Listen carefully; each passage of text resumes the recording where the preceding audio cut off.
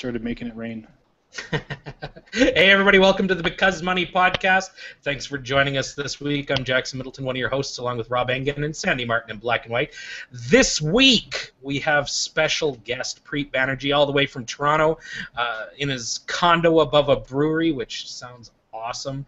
Preet comes to us from his website. Pretty much, if you want to find Preet online, Google money, and he'll show up everywhere. I think he's on wheredoesallmymoneygo.com. You know, he runs the Mostly Money, Mostly Canadian podcast with, I think it's a PG-13 rating, so, I mean, viewer discretion advised. And is author of the new book, Stop Overthinking Your Money. So, Preet, thanks for joining us. CBC Marketplace, Rob's going to talk a little bit about that, and then we're going.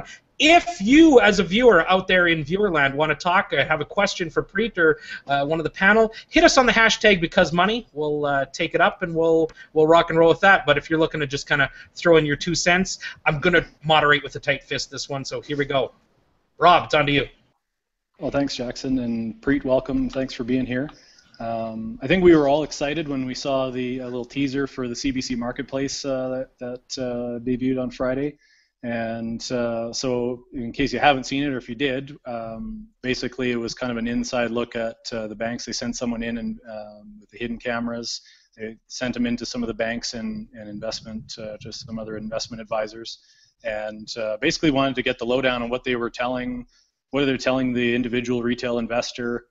Were they getting good advice, bad advice, no advice? And it was, if you saw it, it was pretty fascinating. From the big banks to the Primericas and investors groups, it was some interesting advice, to say the least. And I think Preet had the look on his face like, I can't believe people would just, or you would tell someone that as money advice. And so I guess I'd maybe throw that out to Preet.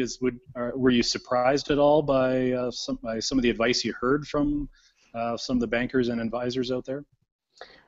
Yes and no, and first of all, thanks very much for having me on the show this week, guys. Yeah, I'll give you a little bit of background on my experience with the Marketplace episode. So I was there for hours, and I actually saw quite a bit of footage from more advisors than were shown on the show. So on one hand, you know, having been in the business, having been an advisor and talked to thousands of advisors and, you know, traveled in the same circles for a while, we all sort of know that there's a certain amount of deadwood in the industry, no doubt about that.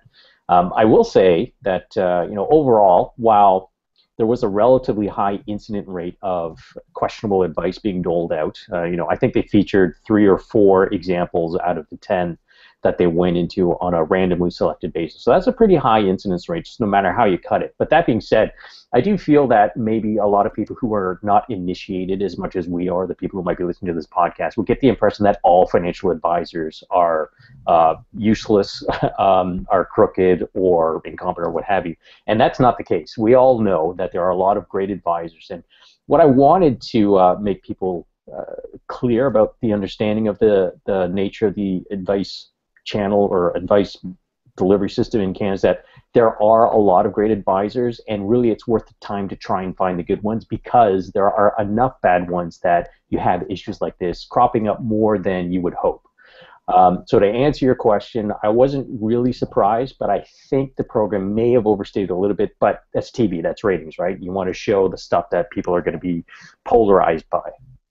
So what was more surprising, the fact that there was like explicit a lack of knowledge? There was the one, I think it was a BMO advisor who was talking about the MER isn't charged unless, or it comes off of the returns. It's not charged automatically.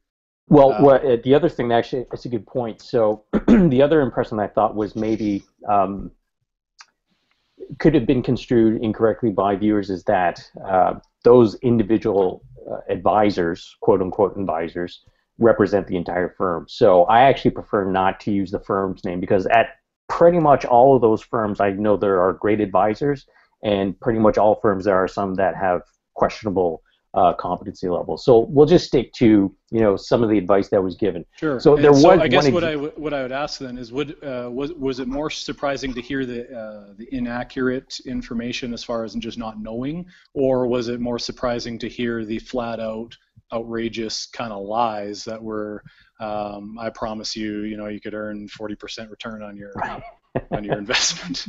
Yeah, those promises, those wild promises of possible returns, and remember the person that went in, they had a fairly conservative risk profile, and Right. to my knowledge, he made that clear to the advisors. And so for the one person who was recommending, if you give me $50,000, I don't know if this made it onto the show, but more of that transcript basically said part of it will be in very conservative investments, and the rest of it will be more risky so that you can get some growth on your money. And so only the risky part would generate the $20,000 return on the entire portfolio, which would mean that part of the portfolio would have an extremely high rate of return over a very short period of time. So that is clearly outrageous, right? You just simply cannot say stuff like that. On the other hand, when you have someone who is purported to be the financial advisor that you would talk to about your questions, there is a certain amount of knowledge that you have to get right. You cannot get certain things wrong. Like when someone asks you, what are the fees on a product? You should be able to answer that without having to look it up. So while on the show it looked like about 10 or 15 seconds of that advisor looking for the answer, it was actually closer to about, I'm thinking, a minute or 90 seconds of trying to find that answer. And you could see that she was struggling. You could also see that she wasn't an evil person by any means. She actually struck me as someone who was very kind, but just simply didn't know. And that's another issue, right? So if you have a situation where there are people who simply don't have the level of training required to provide the advice that we expect as investor advocates, as people who have been in the business for a while, then that's also a separate issue, but also a big issue. Right. Now, Sandy, I want to throw it over to you because you come from this industry, or you came from this industry, and so what were your thoughts on the marketplace program, and is that a typical experience, I guess, from an investor walking in off the street? Well, obviously, just like Preet said, and Barry Choi, I know, was talking about this on Google Plus as well, that it's TV, so of course the most outrageous clips are the ones that people are going to see. So obviously that happens because it happened on TV, and that, it's common, obviously, but I think the most common experience that I could talk to investors about is there's an awful lot of turnover at that level in a bank. And I only have bank experience, obviously. I've never worked for an Edward Jones or an investors group or anything. But when you first start out, you have to pass your mutual funds licensing. You've got to be licensed as a mutual fund dealer, and you have like this length of time that you're on probation, sort of. But it's pretty easy at that first stage. I would say for the first however long it takes for you to really grasp that, especially if you're in a smaller branch and have to do mortgages and mutual funds and bank account openings and everything else. From my own experience, it was pretty easy for somebody to ask me a question that would stump me. And I was licensed. I was supposed to know all that stuff. And that's, I think, from my own experience, that's what shocked me into thinking, I've got to go keep learning. I can't just, rest on my licensing laurels. But I think the problem with an episode like that is that we can all have sort of that outraged feeling that, oh my goodness, there's bad advisors out there and we have to make sure to find a good one. And there are good ones.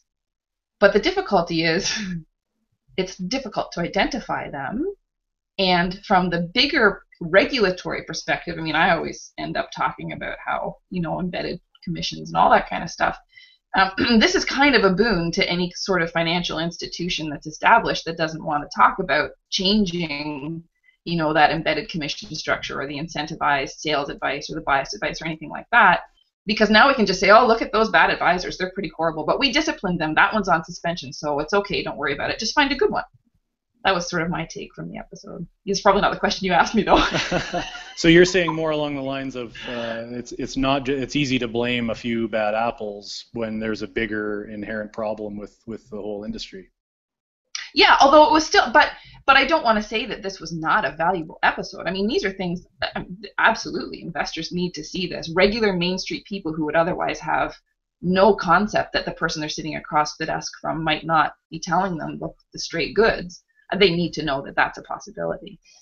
So Preet, what should you be asking your advisor? If you watch that episode and you're outraged and you go into your bank or you go see your advisor, what kind of questions maybe weed out the good or the bad? Yeah, Rob, I'm going to jump in and say, are you reading the Twitter? Are you taking my job? Because Scott Dawson from the Twitter just asked that. He says, what's the top question should ask a financial advisor at a bank? Are qualification to make sure they're good? So yeah, same question. All just brought in from the Twitter. Sure. I'll start to tackle that question by first saying that there is no one question. It's going to take a series of questions. You're going to have to invest some time to really interview them. And that, unfortunately, requires that you invest some time sort of understanding the landscape. So certainly the Marketplace episode would sort of identify some of the things that you probably wouldn't want to hear. But again, I've talked to a lot of investor advocates, people in the industry who've been in the business much longer than I have. And we've tried to figure out, well, how do you figure out if you have a good advisor? The problem is that if you go to an institution or a firm looking for financial advice, you basically don't have the skill set or the knowledge to be able to understand if you have a good advisor or not. That's why you're getting advice in the first place, right? So if you understood everything that they said at the level that they do, you probably wouldn't need an advisor. And very few people fit that situation. So it's kind of a catch-22. It's between a rock and a hard place to a certain degree. But what I've found over time is that if you can have a meaningful conversation about fees, and I want to talk about this in some depth, because fees are not the be-all and end-all of managing your money. But it's important that your advisor is candid about it. And I'll say that because if you get a song and dance about fees, that's a red flag, and I stated that in the episode. And I don't necessarily, after having talked to many advisors who are in the business who maybe operate on a purely commission-based model, and maybe some of them deal with newer investors or small investors, and some of them may use loaded mutual funds, front-end load, back-end load, what have you. It's tough to find a model that works better than that for a very small investor. So if you look at the relative fees, then yes, you could say a 3% MER mutual fund is outrageous, all other things being equal. But if you are a new investor or you don't have any money invested yet, there is a value to having an advisor incentivized to get you to invest by putting you into a product that has commissions. And when you look at the absolute cost over the first couple of years, it pales in comparison to many of the other models. So if you went to a fee-for-service planner, and let's say that on the cheap end, it would be $1,000 for a financial plan and investment policy statement, which is probably cheap. Most people who are just starting out aren't going to fork over $1,000, so that's off the table. If you wanted a fee-based advisor, you charge a percentage of assets. Most firms don't even allow you to do that with less than $100,000 of assets, so that's off the table. So the only model available to you anyways is the commission-based structure and predominantly in the form of mutual funds, which may or may not be deferred sales charge funds. So if you actually take a look at someone who's never invested before and they get encouraged by an advisor to start putting away money for the first time, and maybe had they not met that advisor, they would never have done that, there's value to that. And when you calculate the fees on, say, a $50 pack plan over the first couple of years, even if you took all that money out and you're in the first or second year of the DSC redemption schedule where the redemption fees are the highest, the total absolute dollar value of the fee that you pay is not that high. Now, this becomes a bigger problem, or it becomes a issue as your portfolio gets bigger. So, I know there are a lot of people saying you should get completely rid of embedded commissions and what have you, and that's actually a much more nuanced argument than most people believe. It's not a black and white issue at all. That was a throw to you, I think, Sandy, black and white. Because I'm in black and white. Oh, my word. I would agree that it's definitely a nuanced. Did I add to the list? Sorry, that's a stupid question. I have a list. The Fair Canada came out with their discussion on kind of the whole way that they would recommend changing the mutual fund industry. It was their letter to the Ontario Securities Commission, which I'm sure, obviously, Preet, that you're familiar with. Mm-hmm. And I would say that that document is fairly nuanced and offers a couple of stages of ways to get into that whole embedded commission concept. And I don't disagree at all that that small investor, on a real relative sense, is not paying too much. And for that kind of commissioned advice, I guess my concern, and it always comes back to personal responsibility anyway, but my concern is for that investor a few years down the road who doesn't take the time and isn't encouraged then by a really candid conversation about fees because they've never really thought about it with the person that's offering them that advice, to then move on to the next stage, because at some point, a 2.53% commission is going to damage them long term. So what's the trigger point for them? Do we kind of just expect that they're going to all of a sudden go, hey, I'm paying too much in fees, and now I'm going to kind of reverse my stance and do something else? That's, to me, the big concern. Yeah, it's true, because when you start with an advisor, there's a certain amount of inertia there. Now, sometimes that problem is taken care of for you because of the high turnover level that you've identified, and that gives you an opportunity to take maybe take some time to find a new advisor. But yeah, it is a tough one. I can give you some examples of when I was an advisor, I actually offered people the choice of either paying commissions, they could pay a percentage of assets, or they could pay me on a fee-for-service basis on an hourly. And I'll walk them through, here's where it makes sense, here's the sweet spot for all these different ones. But what gets lost is when you do the mathematical analysis, that's one thing, but the psychological thing is much more important. So I had a client, I forget the exact amount, it was a long time ago now, a couple $100,000 invested, transferred over from another firm, and it was all in mutual funds. And I said, we could switch over to a fee-based system where I charge you a percentage of assets. It actually works out to be a little bit less for them. They said, this is great. They understood that. Now they saw the fee. After 2 years, they said, I want to go back to the other way because I just can't stand seeing the fees. I said, you understand that you're still paying less and you're better off this way? He said, yes, but I just cannot stand seeing it for me itemized on my statement. So there's a lot of psychology involved. And again, like I said, it's so much more nuanced than most people would believe. Yeah, and I would say, I've heard that anecdotally from, in the whole kind of great debate with some of the self-regulated industries or organizations, I've heard that from other financial advisors who are still in the industry, and I've lost my train of thought as usual. Yeah, well, I guess maybe I can pick up for you. So there are still a lot of people who, when you get to a higher portfolio value, let's say you get to $500,000, these are people that will generally have an accountant that they pay by the hour. They'll probably have an ongoing relationship with a lawyer that they pay by the hour. So for them, it's not much of a leap at all. They've gotten to the point now where this makes sense, and they're able to take the cost and then equate that to the value that they're getting. And the thing is that most people aren't going to have a $500,000 portfolio. So as Marketplace pointed out, I don't know the source, but it doesn't sound too far off. The average person has about $50,000. So again, at $50,000, your options already are limited to begin with. So that, again, just to reinforce my point that there is this utopia that we all think is best. And I actually wrote a feature for Money Sense called How to Find the Perfect Financial Planner. And it dissects a lot of these issues. So if people haven't read that, I strongly suggest reading that. And what you'll see is that the holy grail of sticking it to the sometimes gluttonous practices of the financial services for higher net worth portfolios would be a fee-for-service arrangement for the financial planning, and you have your own do-it-yourself couch potato portfolio. I can tell you that there are very few people that would actually, that model works very well for. It's very, very, very rare, because the fortitude to stick to a couch potato portfolio is incredibly tough when you have $500,000. Because when you start to see the declines in your portfolio, that's when you're supposed to stick to the plan or rebalance. A lot of people don't do that on their own volition without having spent a lot of time understanding the strategy. And what I found is that a lot of people, and Dan Bortolotti himself, he was on my podcast, and he wrote an article in Money Sense, I think it was Money Sense, it said How I Became a Couch Potato Investor. And it was a very popular article. It got a lot of people interested in becoming do-it-yourself couch potato investors, and he said if he could do it all over again, he would take it all back. Because, again, the psychological component of being a do-it-yourself couch potato investor is much harder than it seems. Now, sorry, go ahead, Jackson.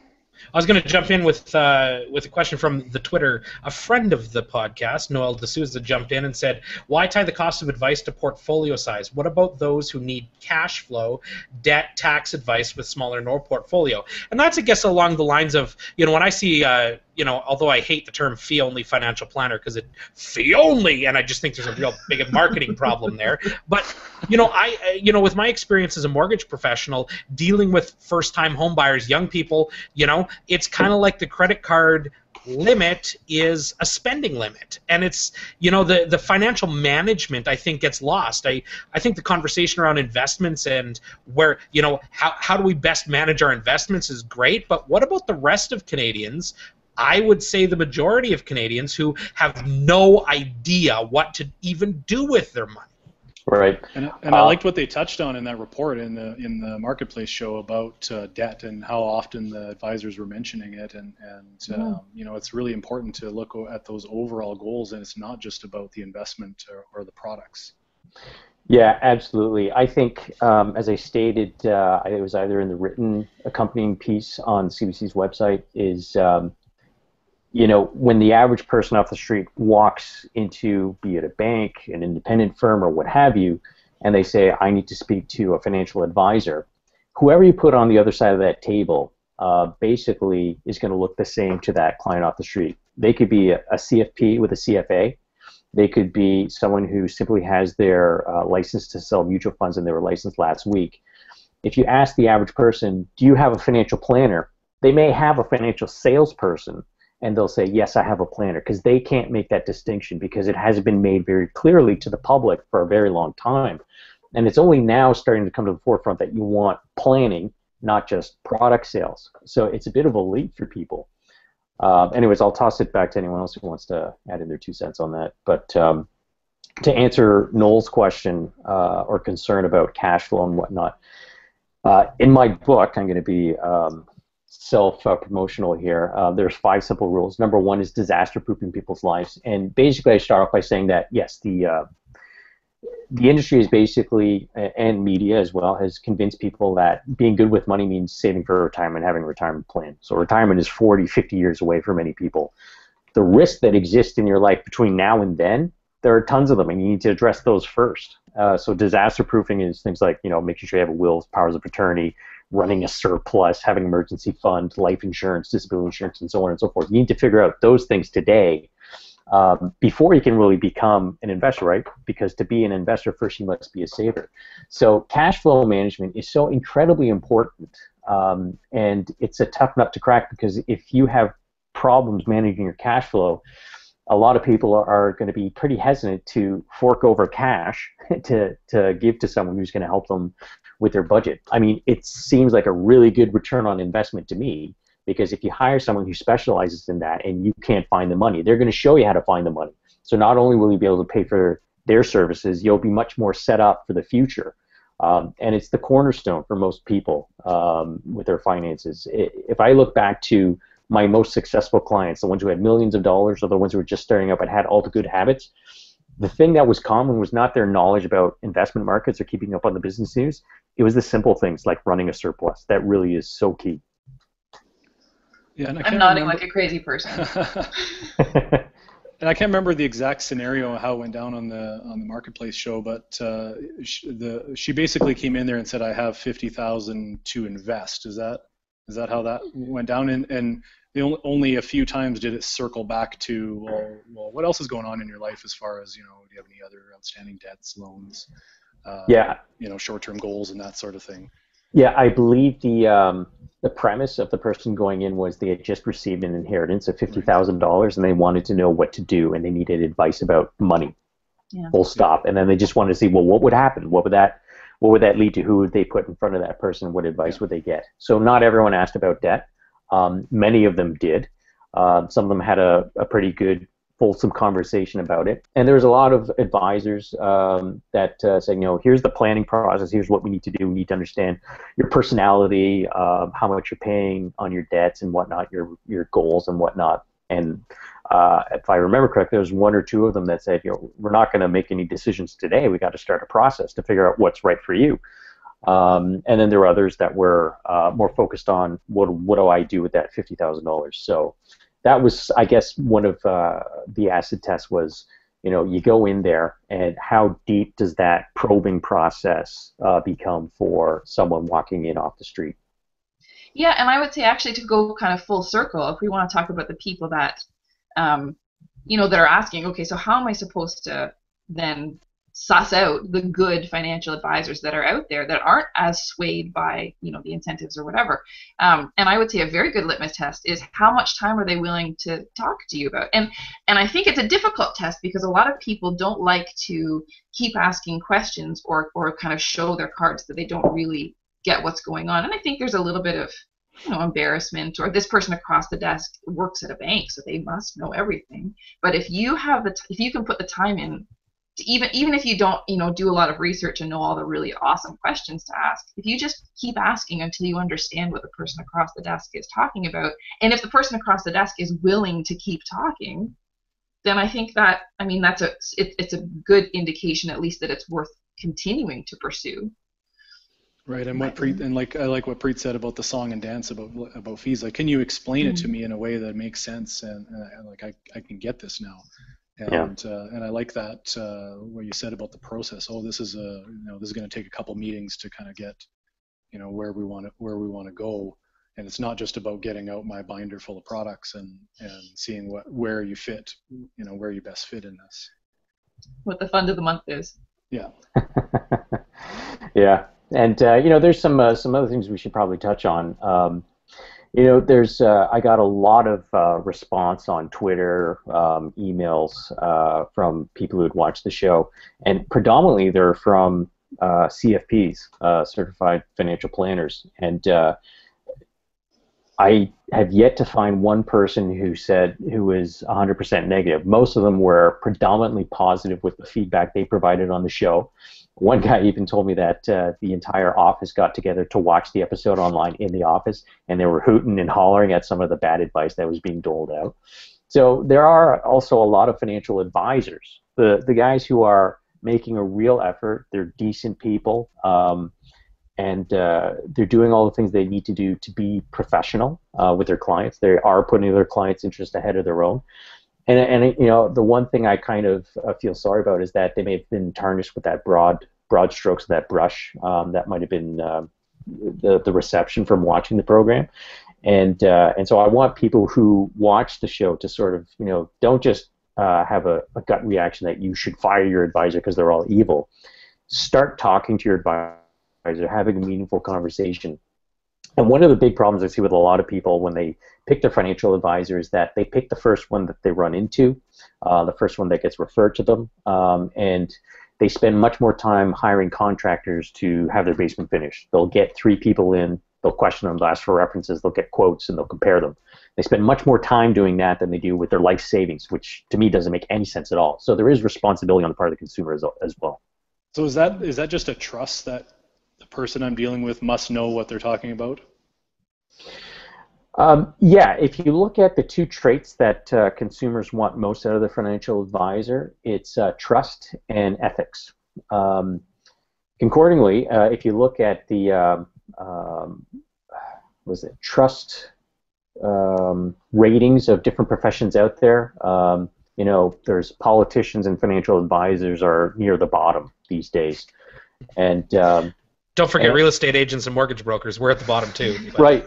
Yeah, absolutely. And again, you can't lump everyone in the same bucket. There's definitely some great advisors out there, and it's worth the time to find them. Absolutely. But again, the thing that stuck out at me was the high rate of incidents from that random selection of 10 different advisors. So it's too high. It's now been recognized. The industry has probably recognized. The good advisors, I would say, they've known about this for a long time, and I think it would be doing everyone a service, consumers and advisors, if we did a better job of getting rid of the dead wood. And what about the firm's responses on? I think CBC posted them. Yeah. What was your take on some of those responses from the industry? Yeah, you have to take that into the context of how many people have to go through to put together an official response, and what kind of can of worms that opens up. So, if I was the head of a company, I would probably have a similar response. That being said, I think we can't look necessarily to the firms to push for change. I think the regulators need to be given teeth so that they can actually install these changes. Otherwise, it's not going to happen. Financial literacy would help solve the problem, but financial literacy is decades away. Let's be serious. It's going to take a very long time for consumers to be informed enough to deal with the system the way that it is. So the people who are in the know, we need to step up. Advisors need to step up and say, yes, we would like to get rid of the people who are making us all look bad and are doing bad things for the consumers. But it's a tough nut to crack. I think I'll just close by saying, like, I didn't get the impression that the whole industry painted with one brush of everyone's bad or evil. I got the impression that this is a really important topic, and there needs to be more light shone on it, and we need to have more episodes like that CBC Marketplace. We need to have more, till death do us parts. We need to have more of those so that we can all have a conversation about money. And I kind of go back to, like, Jackson's doing this 52 weeks money saving challenge, and he's got people all, like, in his friend circle that wouldn't normally talk about money now talking about it. That's a cool idea. Give me some ideas on what you guys do, what we do. Those are the kind of conversations we all need to have that'll increase our financial literacy a lot quicker than some textbook that may get passed down through the curriculum. The next hidden camera episode that I want to see is the one that goes into the sales meetings and the coaching meetings at the bank. That's what I would like to see. Good I would like consumers to know what happens in those kinds of meetings. Well, there we go. We should wrap up. Preet, thanks so much for joining us. Half an hour, pretty much on the nose. So I know you've had a tough day. So why don't you go and relax and enjoy a couple more beverages? And really appreciate you joining us. And thanks everyone. And we're out of here. Thanks for having me, guys. Goodbye. Goodbye.